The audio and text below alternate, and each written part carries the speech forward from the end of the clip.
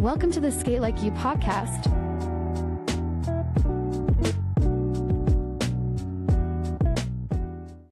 What's going on, everybody? Hey, it's Mark, Skate Like You Podcast, SK8LIKEYOU.com. I am here with Belle of Roller Rag Mag. How are you doing, Belle? Pretty good, thanks. Thanks for having me. Thanks for being on. So when did we first when did you reach out initially? How many weeks have we been trying to make this happen? It's been a while. Not that long though.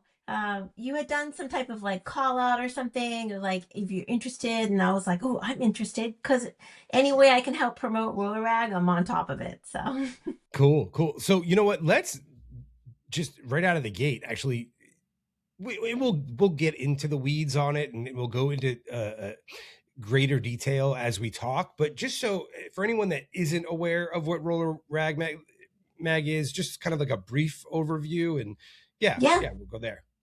Yeah, Roller Rag is a quarterly roller skating publication, and I call it community sourced because it is. I create a platform, hopefully to amplify other voices, because roller skating means different things to different people. Everyone seems to skate in different places, whether it's derby, rink, park, dance skate. So I just wanted to create this publication and share it with others. So you could submit an essay about your roller skating journey. You could send in photos that you took at the skate park. You could send in tips and tricks or a dance move. It's really all kinds of skating and all kinds of media. And I pull it all together 4 times a year and put it into print. Nice. Okay. So what percentage of it would you say, like a typical issue is, what percentage would you say is are people submitting stuff? It's probably 85% community sourced. So I do some interviews with people I find interesting. For instance, this issue, there's a woman in Connecticut who, Takina, who started a roller rink outside in her town in Connecticut. So I interviewed her because I was really curious about how she started and how it's going. I've interviewed like Dirty Deborah Harry, who owns a roller rink out in California and who's amazing. Just a lot of people. Shorty, who skated for Team Korea. Just like interesting people I find in all areas. I'll just sort of ping them and say, hey, can we do a quick interview?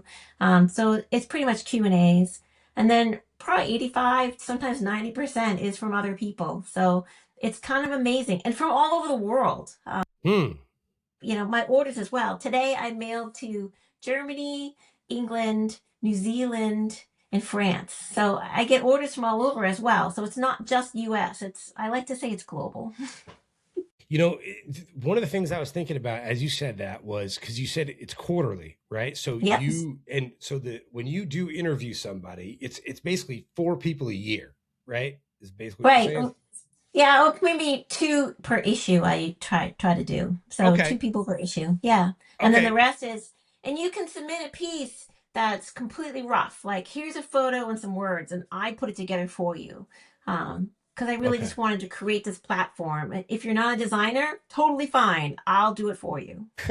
Well, and the thing I was thinking about though is I kind of have it easy in the sense where, you know, I doing an interview a week basically.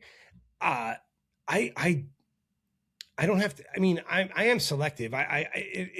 For me, it all boils down to who am I curious about, right? Right, who have exactly. I seen? But for you, you kind of have to really pare it down. So, what is it that you specifically are looking for? Like, what intrigues you? And I'm not asking this in a sense of like who's like tell me why these people are the best, right? I'm asking Right. you as like as the editor, as the interviewer, whatever, because I know what sparks my interest. You know what I mean? So I'm so curious when you have to pare down so Right. tight. Yeah. What are you looking for? Someone who helps build community. Right? Like I really want Roller Rag to be inclusive in a way that it doesn't matter if that you're an amazing skater or you're just learning. If you love roller skating and you have a voice that you want to share, whether it's I just love this thing to I've had people write stories about how roller skating saved them from addiction, like things like that. So whenever I'm out there and I see someone's doing something interesting for the community, I just feel like I need to reach out and learn more. Man, you read my mail. I literally, I've said it from day one that the first requirement and most important one is you're just as passionate about this as I am, right? And then from there, it's just I think because we get an idea of people, like you mentioned, Dirty Deborah, right? And she has she has a big personality, but she's an online online personality, right? So so I see those people, but that's all I know. You know what I mean? And I'm like, there's I yeah, it's so whenever I want to kind of like dig deeper, like that's what sparks my interest. But it sounds the same exact way for you. You know what I mean? I really do. I think it is. It's very similar. Like you see someone who's connecting with an audience as far as I love this and I want to share it. But it also could be just someone I bump into that I find interesting that's supporting others.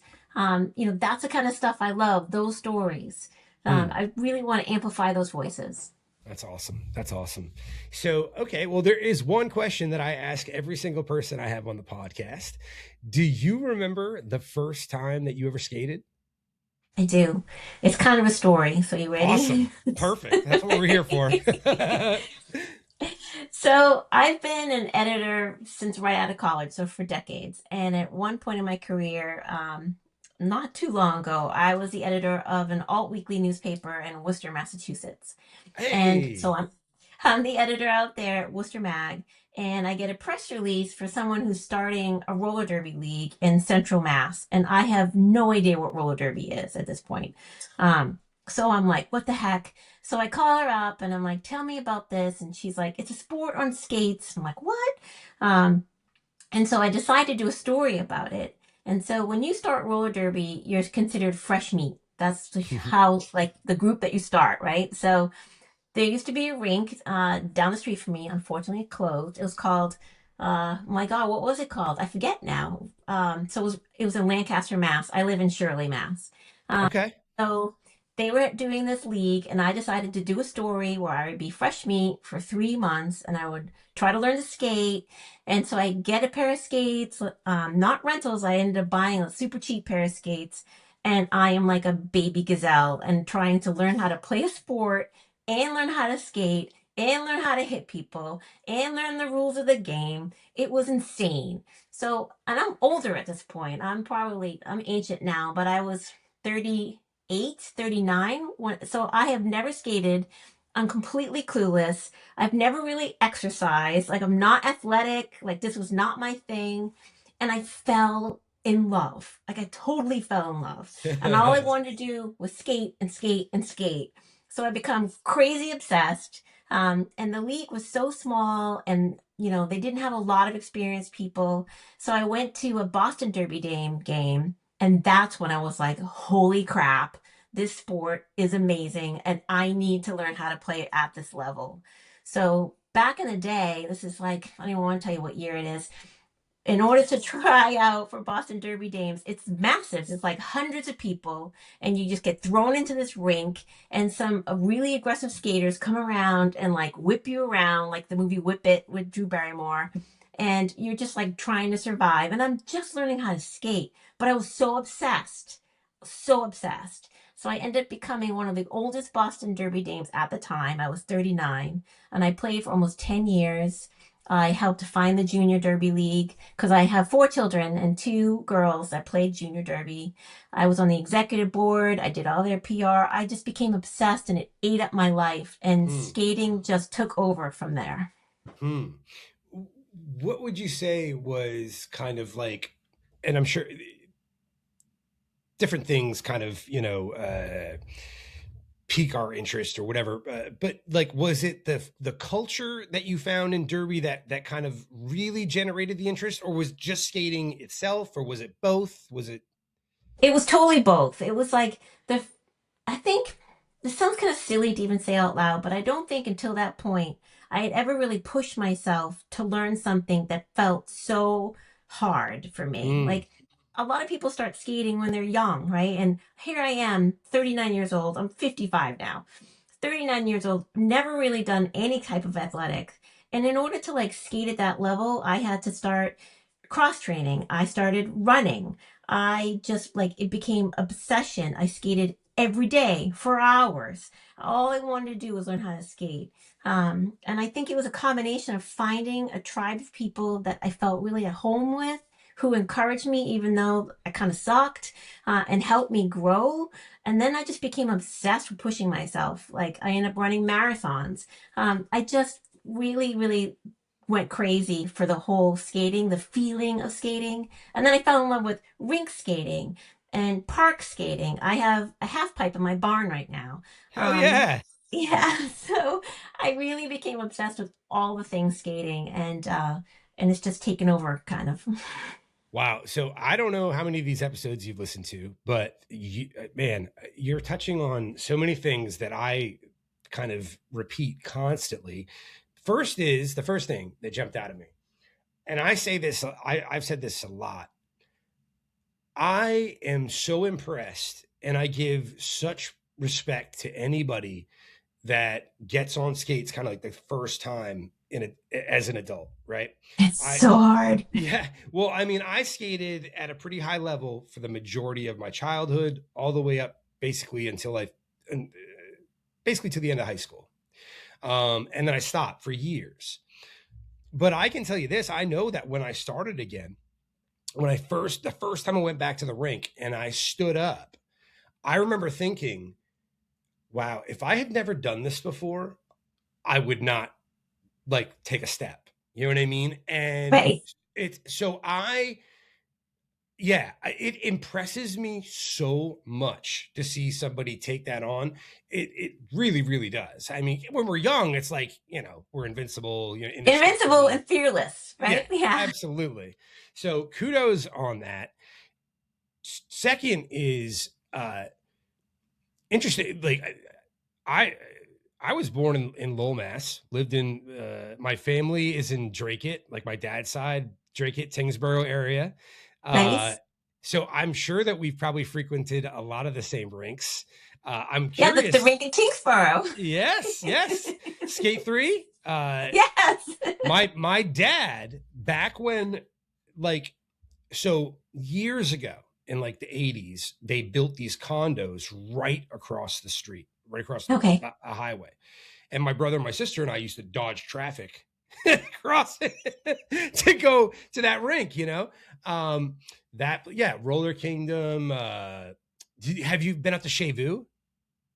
I love Chevu. Chevu is just like a magical place. Oh, I can't, man. So a friend of mine, one of the best friends I've made since skating again. So funny. Yes, we got always welcome, always welcome. uh, he goes by. I'm not sure if you heard of him, but he goes by Rob McG Skates, Rob McGarrigle. I've heard of him. Yeah, so Yeah. I met him in Pittsburgh for the first time at an event, but we found out because he's older than I am. We found out we skated all the same rinks, but like 10 years apart, you know? So now we kind of, every once in a while, he's in Georgia now. So anytime there's an event down in Atlanta, I'll go crash there. We've gone on skate trips, just skating rinks in New England. What's your home rink out there? So can't believe I can't remember the rink that was right down the road where I learned to skate. And it's now a U-Haul place. So Oh, during COVID, it closed, and I was heartbroken. But for me, it's either Tingsboro or Hudson. So the Roller World, either one. Um, my dad lives in Hudson. really? I swear. I don't know if he's comfortable with me saying that, but it's so Yeah. crazy. Small world, small world. Get being older and starting, and then I've had two severe injuries on skates. So recovering from that also as an older person has been challenging, but I'm What happened? obsessed. What happened? So I retired from roller derby. Well, really, my family was just kind of like, please stop doing this, because I did it for almost 10 years. So the story is, I was the one that always went. I was like Mama Belle. Like whenever someone got hurt, I'd go to the hospital. I'm the one that went with you. When I got hurt, it was at our space in Lynn. There's a track border. They put a rope and a piece of tape over it, and my foot got stuck in the the tape and I didn't know it. The whistle blew and I went to turn and a bunch of bodies were pushing me one way and I was turning another and I spiral fractured my leg in 4 places. Oh my God. So that was pretty bogus. So I healed from that. And then I decided, my husband was like, so my friend was like, Bob, Belle's in the hospital and he's assuming I'm there for someone else. So a couple hours later, he calls me. He was like, when the hell are you coming home? I'm like, babe, I'm the one in the hospital. I'm busted. So I retired. And then a couple of years later, I'm at a park in North Carolina visiting a friend. And I love to teach people how to pump and how to skate in bowls. So I'm teaching some people. And there was just a skateboarder who was young, who was super clueless, and he kept snaking everyone. So I'm in the bowl. I look up and I see him start to come in. And I'm like, dude, you're not. And he came down. And most skateboarders, when they're about to collide, they just jump off the board and go away. Yep. He panicked. I don't know. And he grabbed my head and he took it with him. And so he slammed my head to the ground and I got a brain bleed Oh my all in the God. back. Yeah, so I was in the hospital. It was the worst. So that injury has been really hard for me because it messes up my balance a little bit. And I was out for about 2 months. I couldn't do anything. I couldn't read anything. I couldn't use the computer. It was brutal for work. But like getting back, I love skating so much that it's worth pushing through. Like my husband built me the ramp in my barn, so I had a place to go that was just me, so I can make a fool of myself all by myself.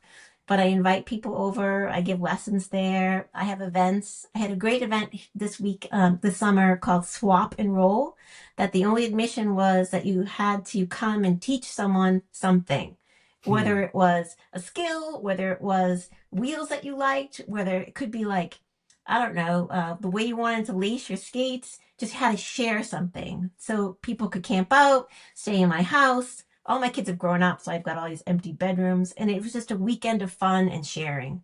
That's the kind of skating I love, is to share what you love. Yeah. Wow. That's phew. So first off, I think I already know the answer to this. Either of those injuries, was there a moment for you where you were like, you know what, maybe I should just maybe not do this anymore? I think breaking my leg was such a bummer because I was at this point super active, right? Like I'm training for marathons. I'm really into CrossFit. I love skating and I broke my leg and I was non-weight bearing for 3 months. So I atrophied, like it sucked. I had a metal pole in my leg that my leg got infected.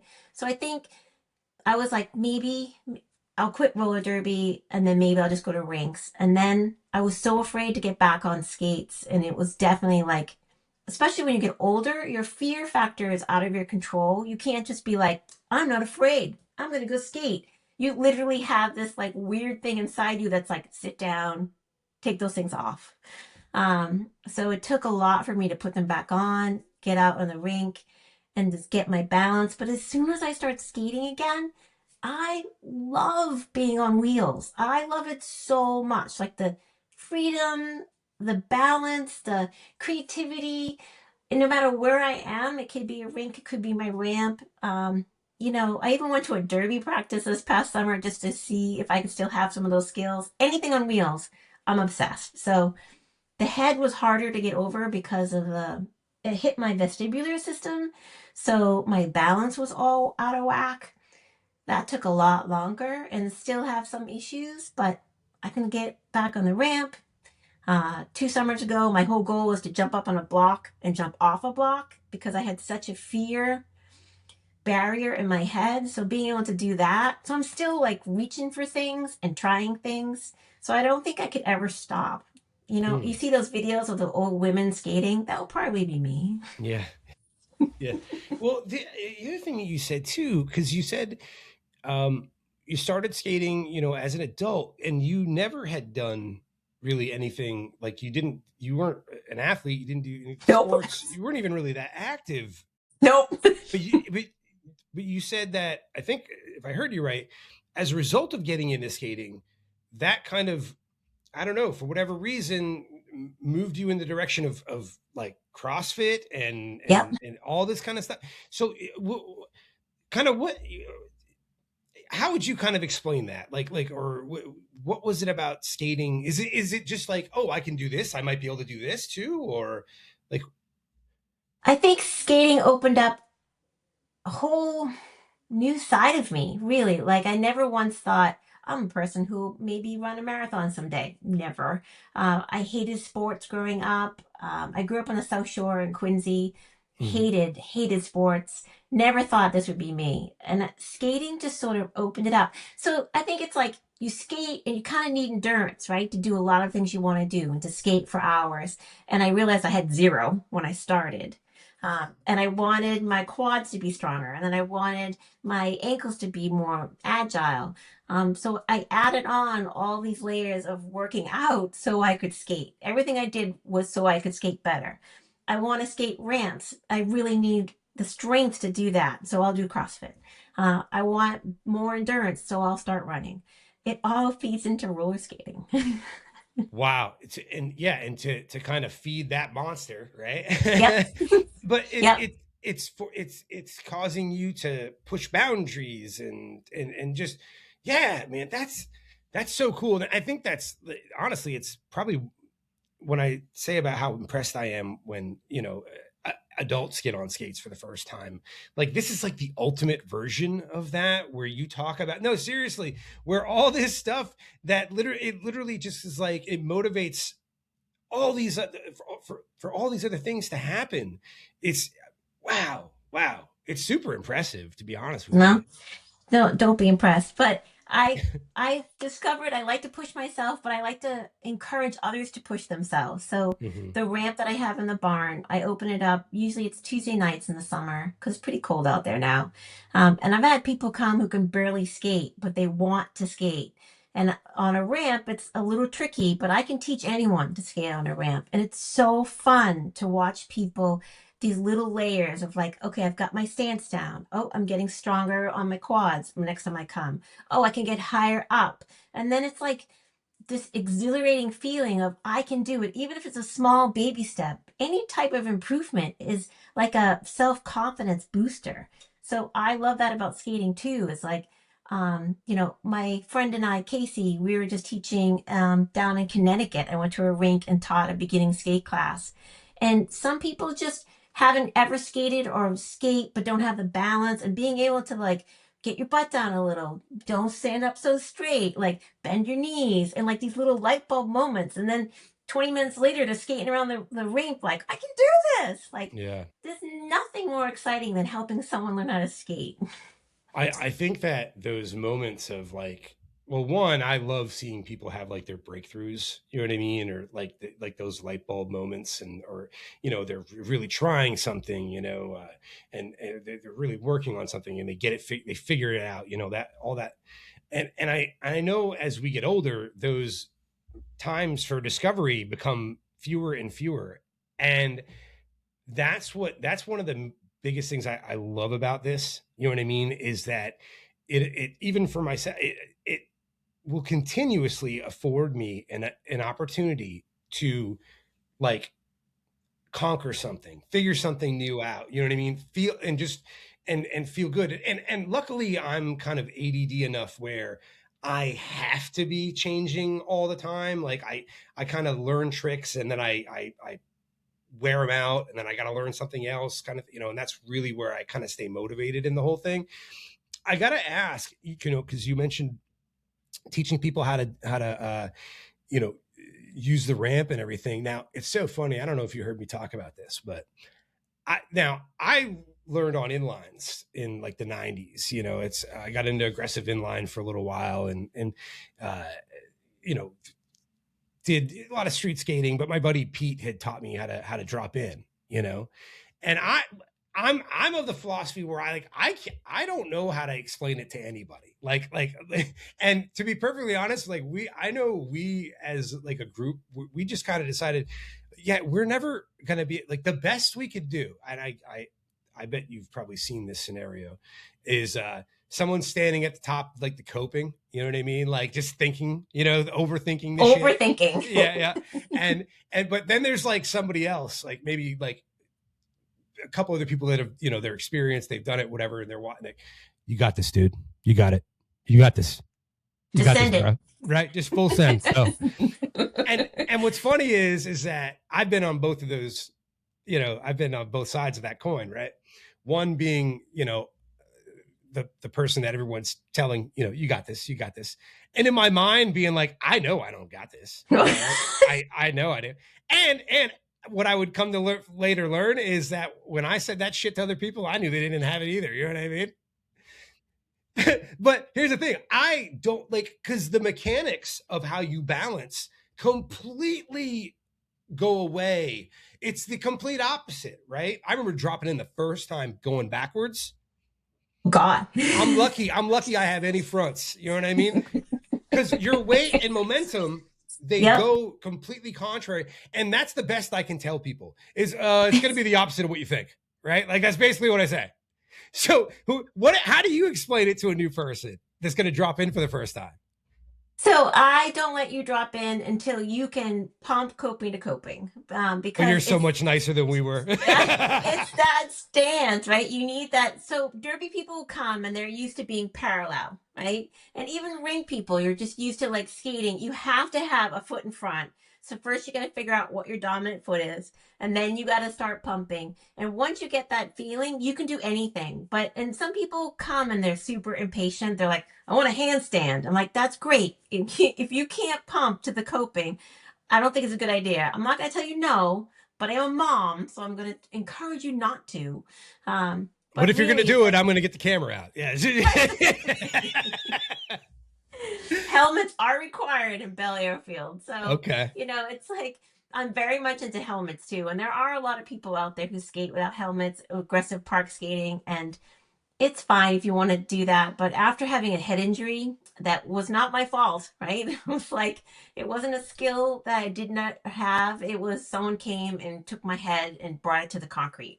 And so that can happen anywhere. So I do encourage helmets.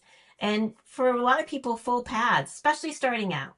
But I have a wood ramp, so it's soft, but still metal coping. Get that pump down, and then I'll teach you to drop in. I also have a roll in too. It's pretty cool. So I can teach you. I can teach anyone. Well, and the thing is too, is that when it comes to the injury stuff, I mean, there's just so many factors. There's so many potential things that can go wrong at any moment, Anytime. Yeah, at any time. So oh my God, I couldn't imagine. I wouldn't get on a pipe now without a helmet for sure. Like, I don't even know if I get on one, but I wouldn't do it without a helmet. How long were you skating though? I mean, look, it doesn't surprise me, everything you're telling me, that one day, Belle decides, let's go jump in a pool. You know what I mean? But how long are you skating before the park skating thing kind of catches your eye and you jump into that? Oh, I'm going to say at least 8 years of skating before I did that. There was a place in New Hampshire that no longer exists that was amazing, and it was called Rye Airfield. And that's where I learned all of my indoor park skating. It had 2 bowls, a huge vert ramp, a BMX part. It was just amazing. No one ever really went. I would drive an hour every weekend. Sometimes I drag my kids and my husband. Sometimes I just go by myself.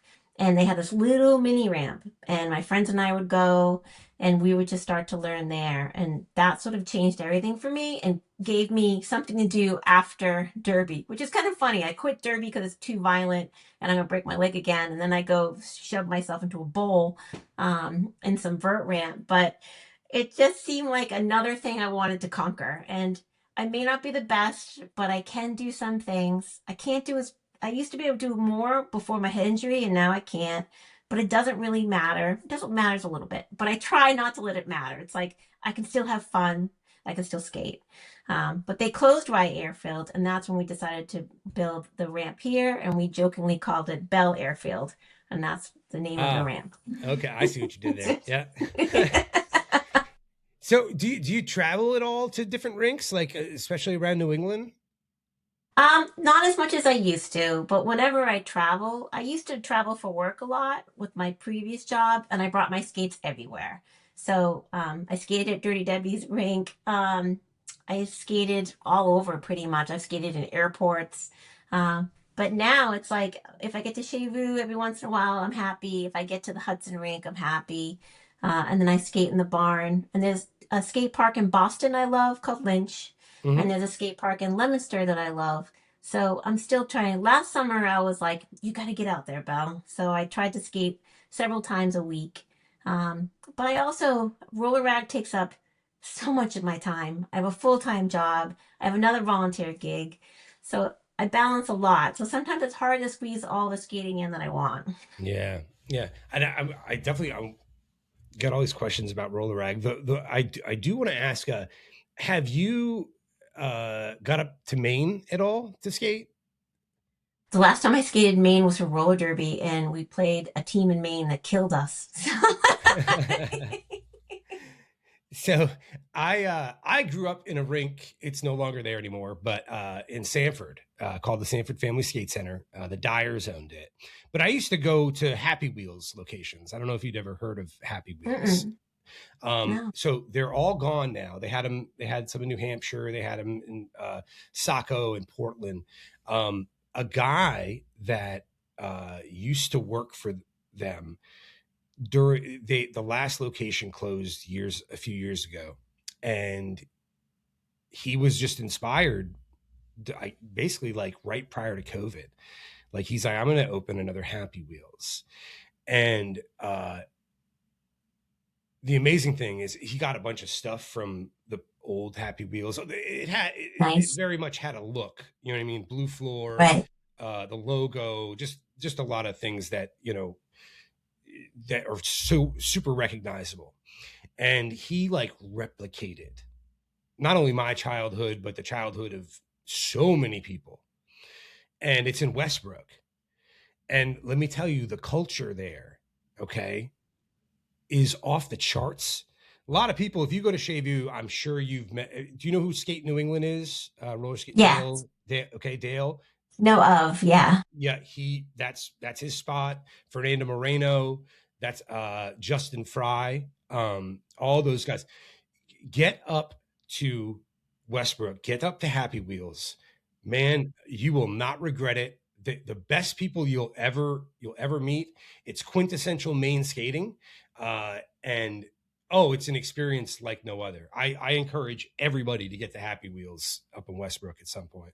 Nice. So the rinks by me are not like when I look online, like the rinks look amazing. Oh, and my son lives in New Orleans, so I went to a rink in New Orleans, and that was like, oh my God, why can't the rinks by me be like this? Like Mm. the dancing, the ability, the talent, and this community. And then I go to like Hudson, there's like 10 people.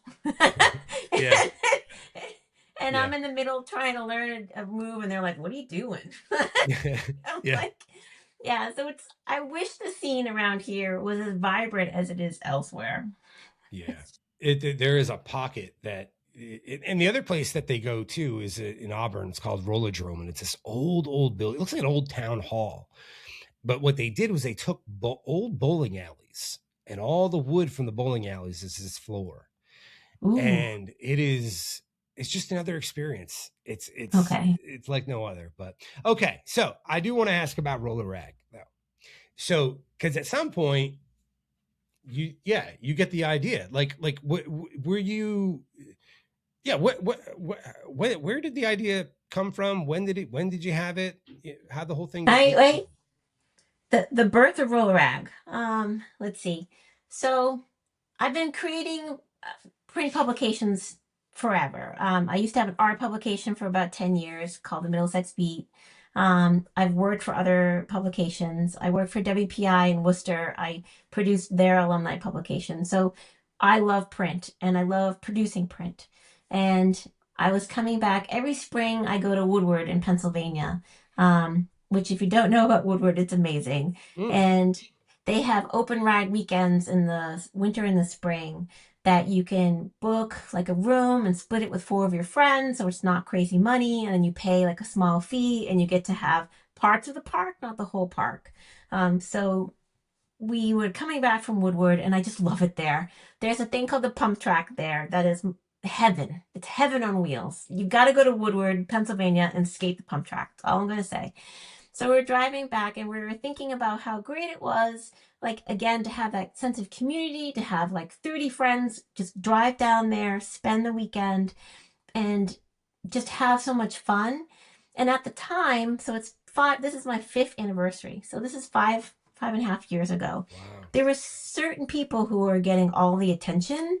And sometimes I get kind of sad when the people who get all the attention are like not wearing any pads or not have a helmet, and like, they're a role model for young kids and they're just kind of going all out. I'm also pretty straight edge, so it bums me out when there's like a lot of drinking involved. And there was just like a weird scene at the time that was getting all the attention on social media.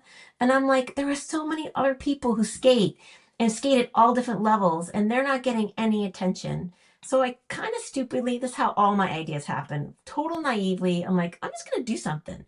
So I started Roller Rag. I just put it out there on social and said, if you have a story or a photo or some art, send it to me and I'll take my credit card and I will pay for this. So I just started putting it together and the submissions came flying in.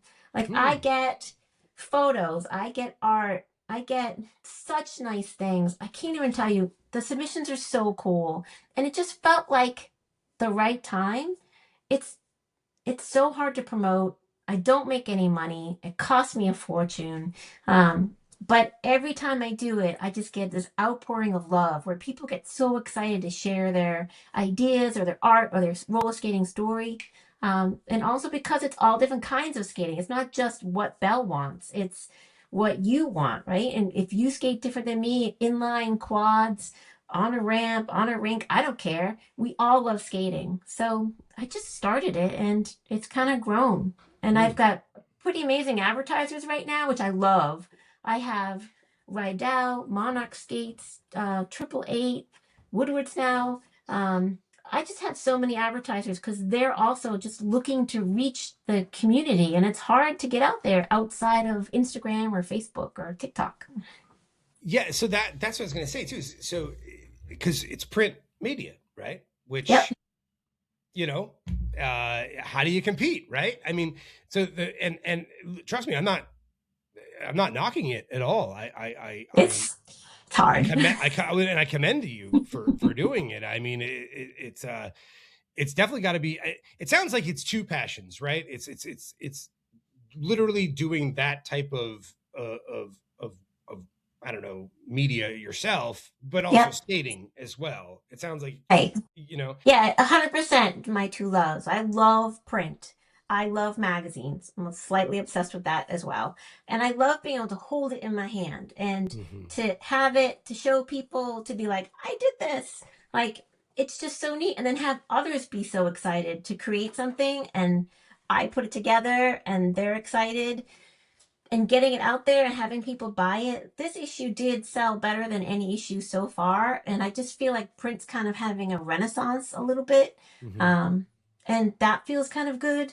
But I don't know. Not everyone likes print. I don't want to scroll all the time. I like sitting down and reading someone's story, learning something about skating that I didn't know, seeing art that was generated from a skating passion, like having in my hands. They used to say, put it on your coffee table, but sharing it with others. So every issue probably gets shared a bunch too. It's definitely two passions I love. Well, and the thing that I think we lose, especially just kind of relying on social media, digital media, is that I'm kind of a collector by nature, right? So like, but the idea, like whatever it is, it could be something that I come across online and I might favorite it or whatever, right? But eventually that gets buried under just all this, and it disappears from my world, right? Versus this thing that I can like pull out at any time. Like, it's like it's like pictures. How many pictures? I take more pictures now than I ever have in my life. And I have fewer of them. You know what I mean? I don't, my ability to go into like the digital thing and I don't feel that type of nostalgia or kind of recall, you know what I mean, like I Right. do when I pick up a picture, you know what I mean. I don't know, so I love it. I like collecting too, you know what I mean. Yeah, But and I just having them all here and having all these different covers and all this different content. I just love it. Yeah, I'm totally a collector too. So it's fun to produce something that I can also collect. so how now we do this quarterly thing. How do you choose kind of what you want to feature, right? Because it sounds like you're getting a lot of submissions, you're getting a lot, you know. So what do you look at, like, yeah, how do you just make those choices? It's hard. This issue was really hard because I got so many submissions. I did do a call out since it's my fifth anniversary. I did a social media post. Well, I say social media, it's really only Instagram. I did an Instagram post and it was like, this is my fifth anniversary. If you have any ideas, create something that has five in it, send it to me. And that took off. And I didn't think anyone even listened to me. And then it's always like, I get the drips and drabs, and then right before the deadline, I get like 100.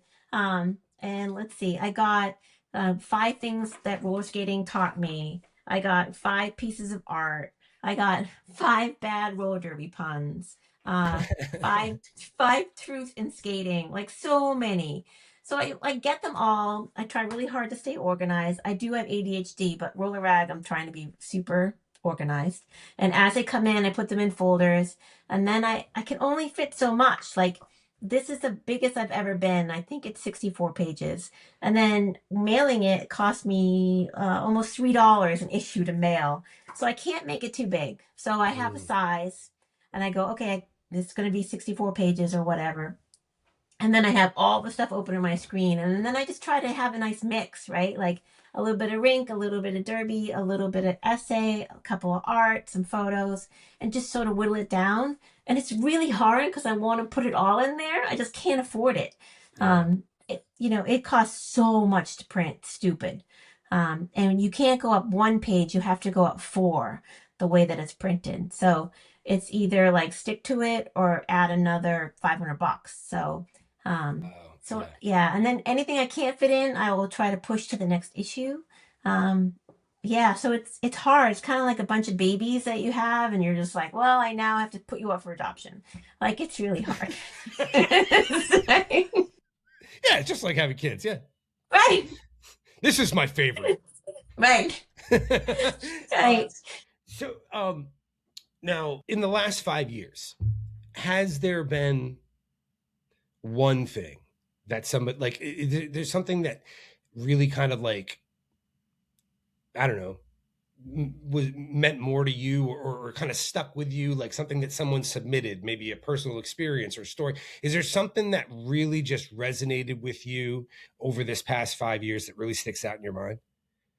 Every issue I get stuff that I can't believe I get. Though I did get I want to say last year, someone wrote about beating addiction, how skating helped them through that. Those kind of stories mean a lot to me. Um, not this issue, but the last one, someone wrote about falling in love at the park. Um, Someone else wrote about, they did a photo essay about they were transitioning and they were taking their hormones at the skate park and how supportive the community was during that time. Like those kinds of stories, like real stories. Like I don't want to hear about the celebrity skater who, can do 10 handstands or whatever and spin around. I want the story of skating changed my life. Hmm. Skating gave me confidence. Skating was how I found community, right? Because you know how important the community is. Once you start getting on wheels and you meet other people who love it just as much as you do, and you learn from them and you share from them, and then you get to share stuff, that community is just beautiful. So those stories, every issue has those stories. That sounds so goofy and lame, but they do. I swear to God, every issue I get the most amazing content. Well, first off, it doesn't sound good. Well, if you're looking for cheese, you know what I mean, like cheese and sappy, like you came to the right place. Okay, like because now it's funny, and because it's so cliche, right? Like dude with a podcast, whatever, and it really really is, right? And but I but yeah, king of like corny and cheese, right? I mean, I literally said, I knew kind of from the gate, just based on my experience, what got me back here. That like, I don't want to have like a skating podcast. Like, I'd rather just have like a life podcast that just happens to feature skaters, right? Because I thought I was unique as an adult coming back into this and really and having kind of a profound experience as a result of it, and a life-changing thing. And I really thought I was unique. And then you find out how many people either came back or just got into it again, that for whatever reason, right? Maybe they didn't even know that it was going to have that effect, or they didn't realize or whatever. But yeah, like, I found out I'm not unique at all. Like, but you are unique. You are unique because not everyone has the ability to share their love of their passion and encourage others to do the same, right? It's sort of parallel to what I would like to do, right? It's like we both create content that we want others to feel joy about, Yeah. and that's important. Yeah, and when I say you, I just mean like the story. Yeah, I know. But it's interesting is that literally as I'm listening to you talk, I'm like, she like prints basically like the Skate Like You podcast kind of thing. Like, Yeah. I mean, as far as our approach goes, right? Like, like I said before, the people I talk to, it's one, are you just as passionate about this as I am? And two, am I genuinely curious about you? Right. And that could be anybody, right? I just had Morgan Wesky on, and then to the guy, but then the guy at my local rink, right? Yeah. Like I want to talk to everyone. And when I find out, like, I just hear a little something from somebody, like, like, oh yeah, like, whatever it was, addiction, all that. And I'm like, oh, okay. We got it. There we go. And not to exploit anybody, right? But one of the things I kind of king of corny taglines or whatever, but like the initial mission for Skate Like You in general was, I just wanted to do like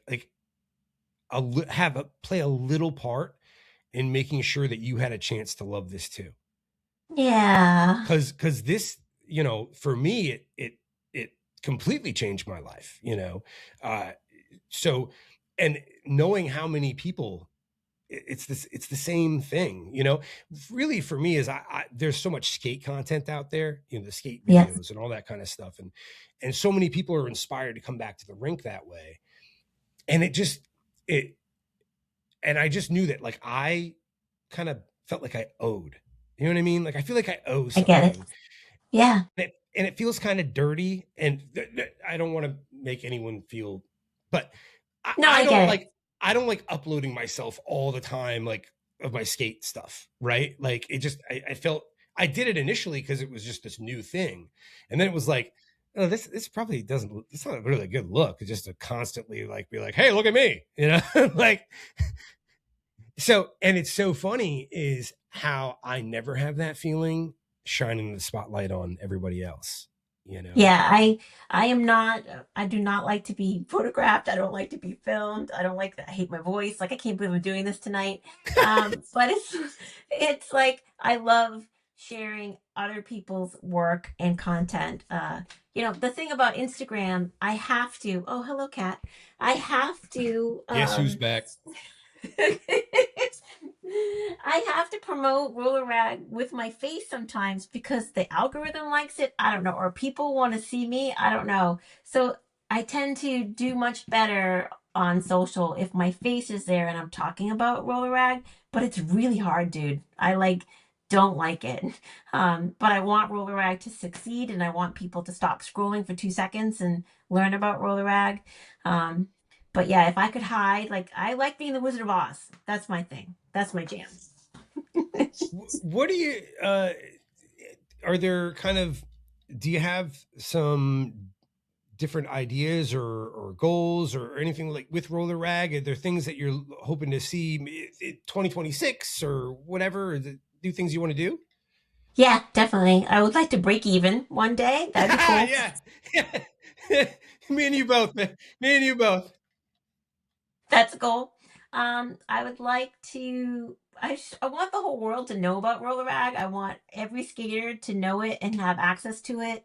So that's like climbing Mount Everest right now, but I'm getting there. I'm in two stores. I'm in Mad Culture in London and Chess Club in Portland, and that was because I went to a print conference this past summer and met the owners. But I'd like to be more places. I am trying. It probably won't even happen, but I'm trying to have an event at Woodward, and we're in talks right now.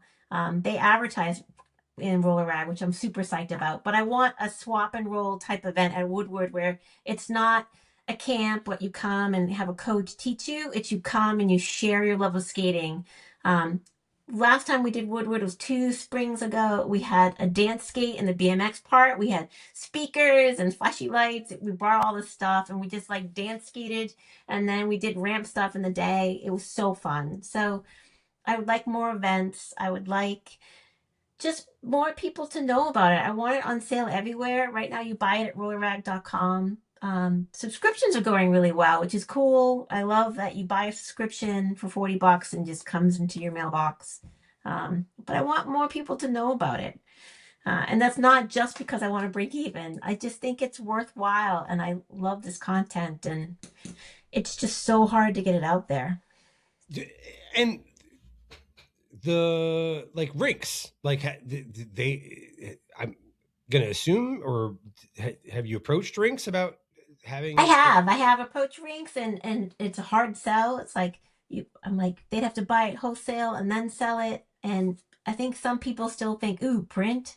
Um, but I do think that's my next step as well, is getting more Rinks to sell it. But it's like, they're like, where would I sell it? Like at the rental counter? I'm like, I don't know, anywhere. Yeah. Um, but I sort of like bring it everywhere. And I also hate selling. I'm not a salesperson. It makes me Oh, nauseous. okay. So that's really hard. But like I am, someone emailed me the other day and asked if Roller Rag was hiring, and I was like, that's really cute. Because like it's just me. I am everything. So, Yeah.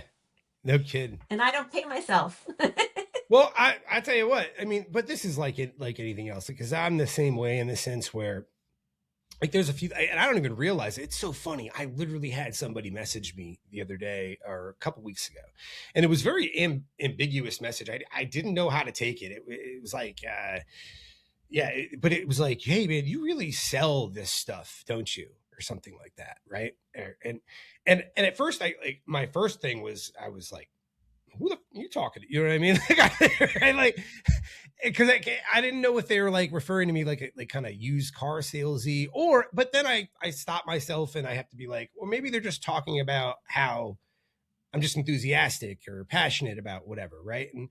And Right. really like that's because when it's if I were to frame anything in the context of like, oh, I got to sell this, it would be the most awkward thing I could ever do, right? It would just be horrible. Yeah. Okay.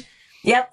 But when, like whether it's like Ron Murray, who does the custom skate cushions, like the best in the game, right? I'm so lucky. I live like within an hour of like the best. Yeah, it's crazy. Uh, but or like JG Hubs or Nathan Edwards, who you know, uh, now he started making his own plates, but he just was like the wheel guy. You send your wheels to get regrooved by Nathan Edwards.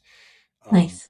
but like, yeah, but like when I'm talking about something that I'm really passionate about or really feel Right. like I believe in, and so what I was going to say is, and it comes across totally genuine, right? I know that it's very obvious that you're passionate about this and that you love it, but you sold the shit out of it this whole time just as a result of that. You know what I mean? I can tell you, but in a real way. You know what I'm saying? In a real way. So don't cut yourself short on that, I guess is what I'm saying. Thanks. Well, I went to RollerCon this past July Mm-hmm. because I figured that was a good audience for me to connect with, and it was really hard. My anxiety was huge. And I realized I had a booth, but like people were skating by, I needed to sell roller rag. And you start talking to me about roller rag, I'm all in. I love it so much. But it's so hard for me to walk up to someone and be like, hey, have you heard about Hmm. this? Hmm. So it was just the most uncomfortable event ever because and people would come up to me and be like, dude, you got to get out there and like meet people. And I was just like, I'm going to hide back here. Like, it's so hard for me.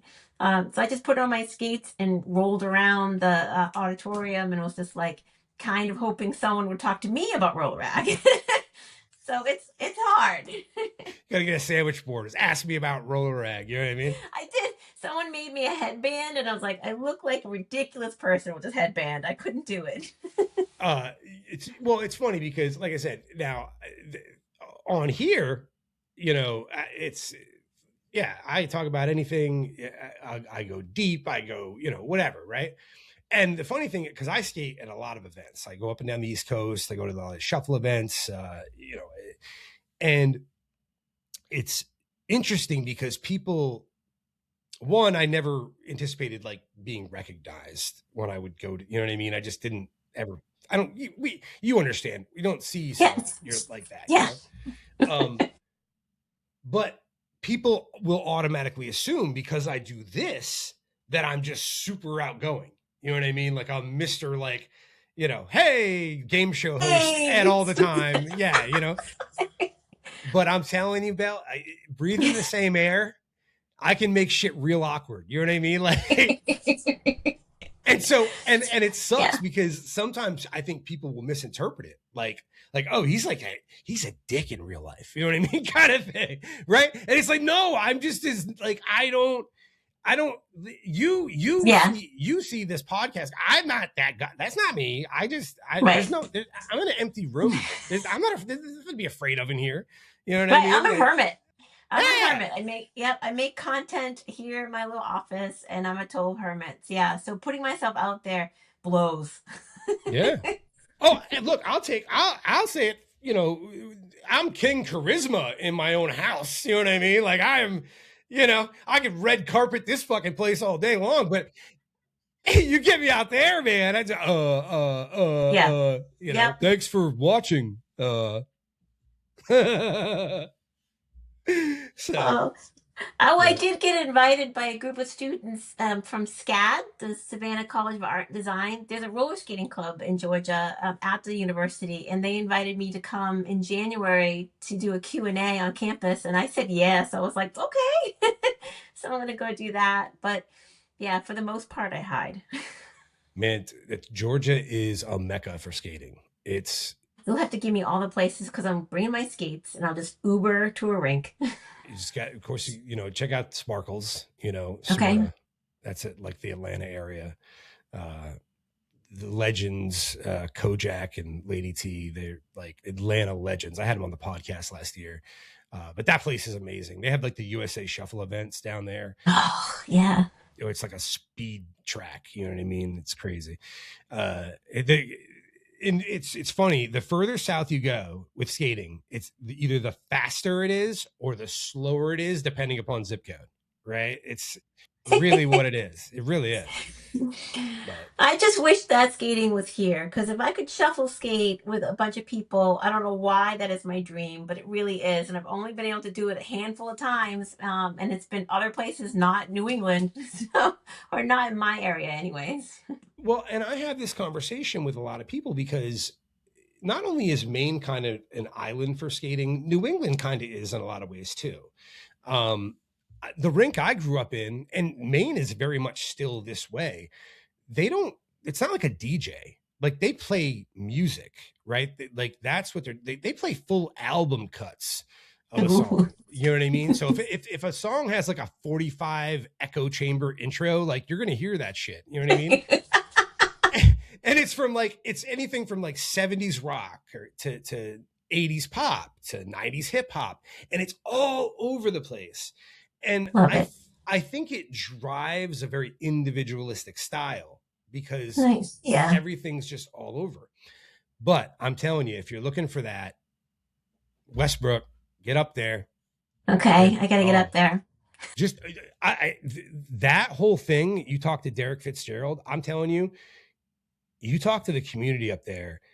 You talk about an inspiring, like, just I think really this is my good next story. story.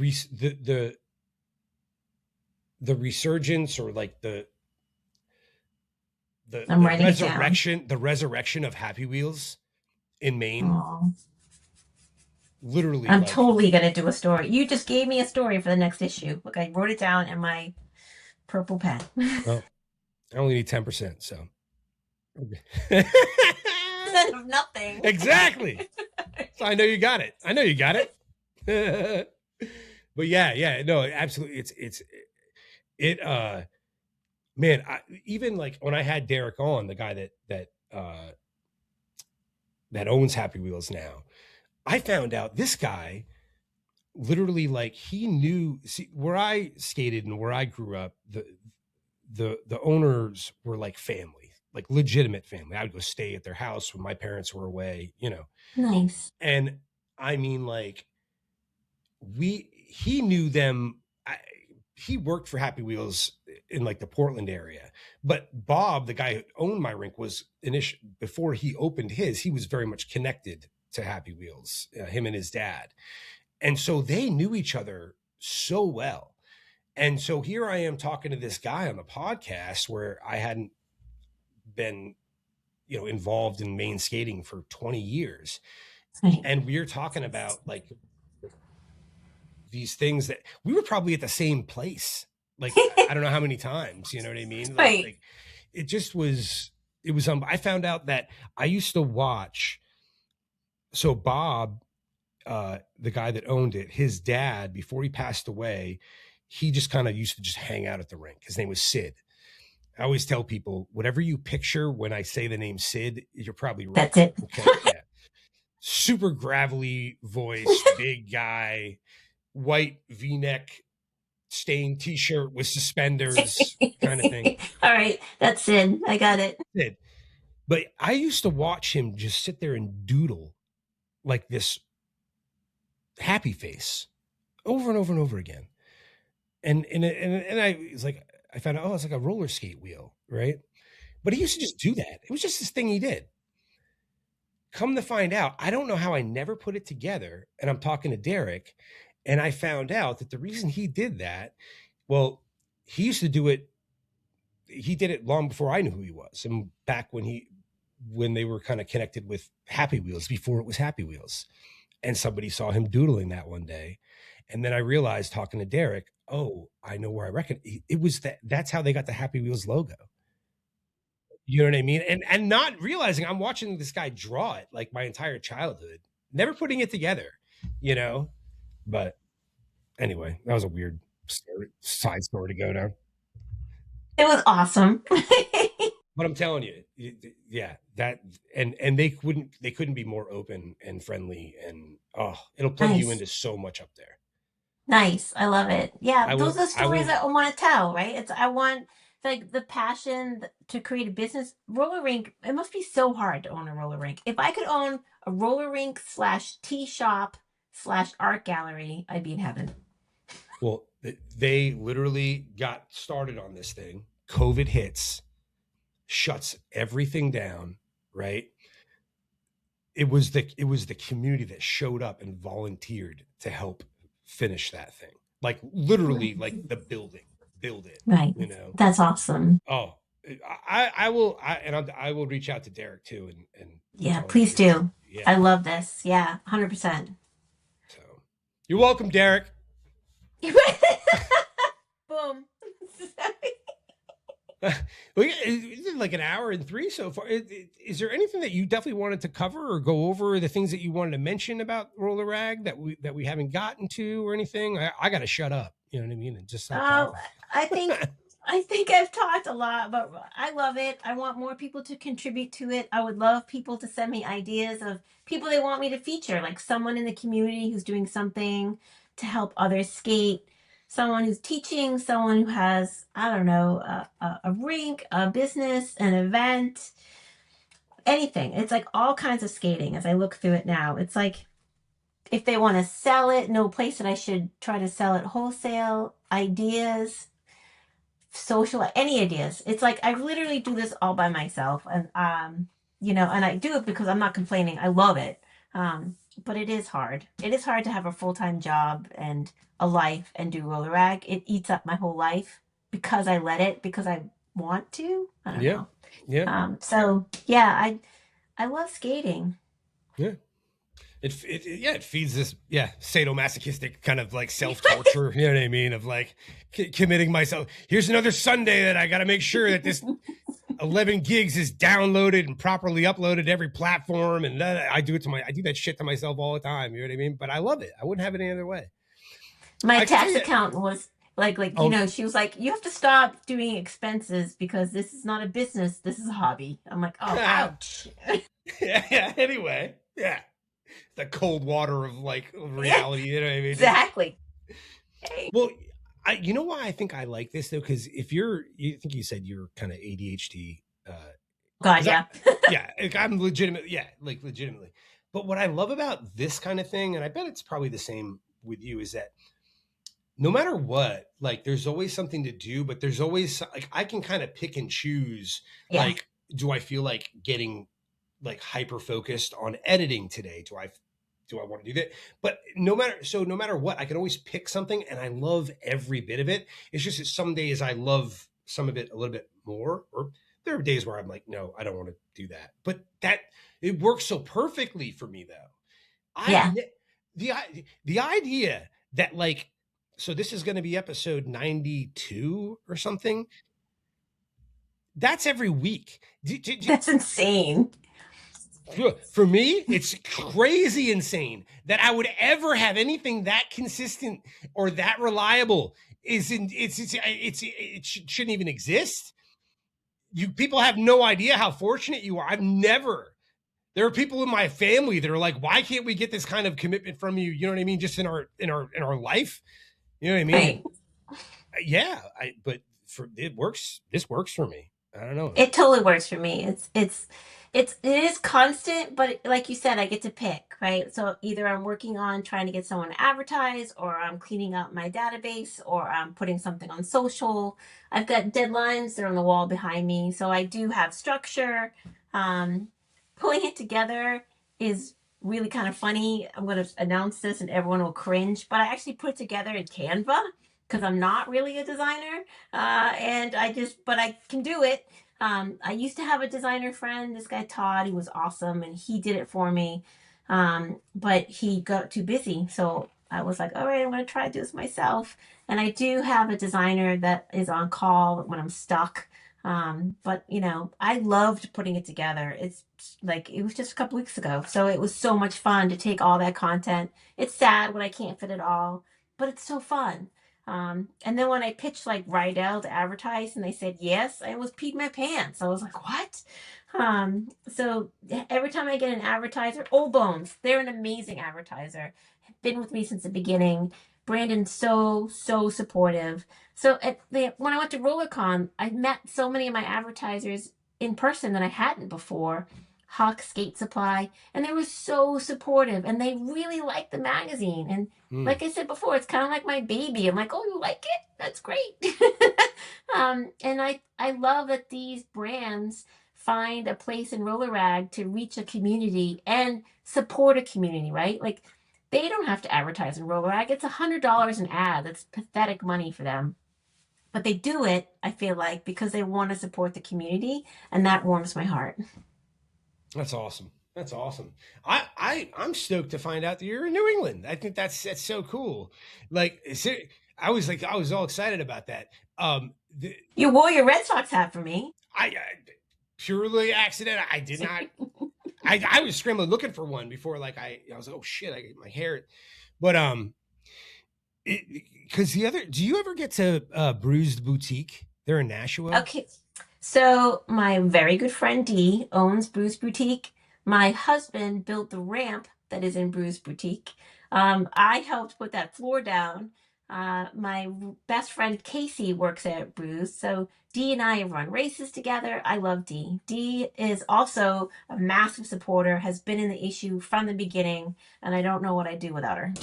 I literally was talking to somebody the past 2 days. It's come up with 2 or 3 people. I was like, I want to talk to, because then I think I got my Arius from Brews Boutique. And then they're in Nashua. They're in Nashua. Yep. But I know there's a couple things I've actually purchased from them. And it's just always super responsive, super fast. You know what I mean? And then I found out, oh man, they're in Nashua. I just want to have them on just for that. I want to. You gotta have Dee. Dee is amazing. So Dee started New Hampshire roller derby, and when I started playing roller derby, she came down to help teach us how to skate. So I've known Dee for a really long time, and she's amazing. Yeah, and so she has a ramp in her skate shop. Her skate shop's amazing, and my husband built the ramp. So she has people rent the ramp so you can get your gear, you can try on skates. I think, I'm going to get this wrong, but I think it's the largest online retailer of skates in the US. She's massive, and her little shop is cool. Dee is so supportive. She sponsors every roller derby league there is. She also sells skateboards now. Dee's amazing. You got to get her on the podcast. Dee, you listening out there? Let's go. Let's do this. You gotta drop my name. Drop my name. I totally will. And she's so interesting. She's amazing. Yeah, you will love her. She's so much cooler than I could ever be. Well, just looking at the shop, right? Like the stuff I'd see online, I'm like, whoever owns this place, I gotta talk to.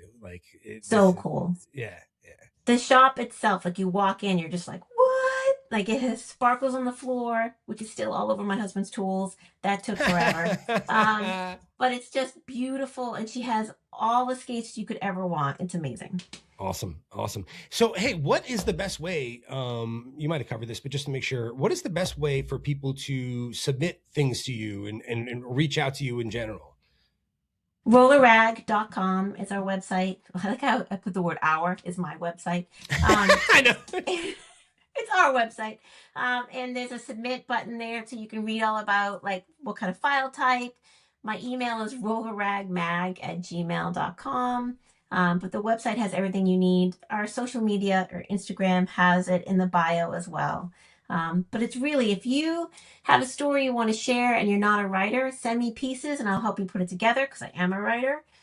If you have a bunch of photos and just a cut line, that's awesome. Email it to me. I'll put it together.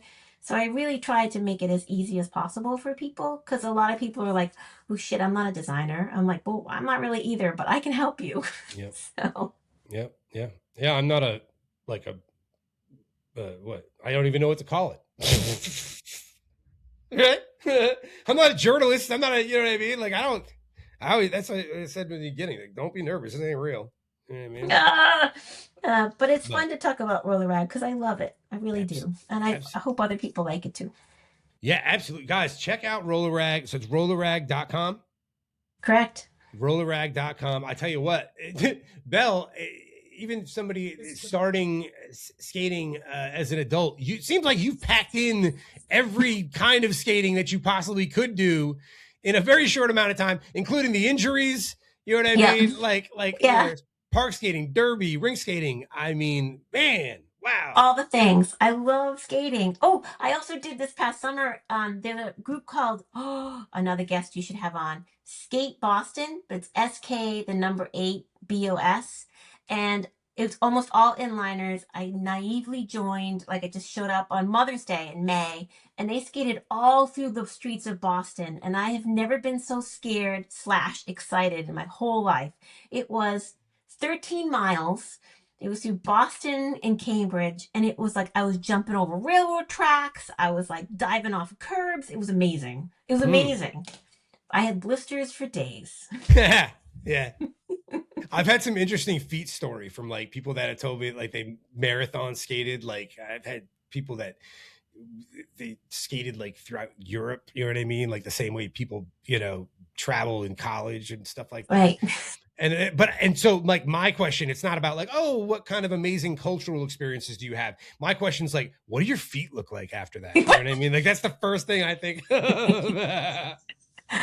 I did the skate Boston, and these new skates I got, they're pretty much toys. They're Adidas, shiny Adidas high top sneakers that I bought in LA randomly. They're so cool. But dude, my feet killed. I was like, why did I not wear my antics? I'm an idiot. Yeah, we're going for looks here. We're going for looks. Yeah, I'm an idiot. Oh man.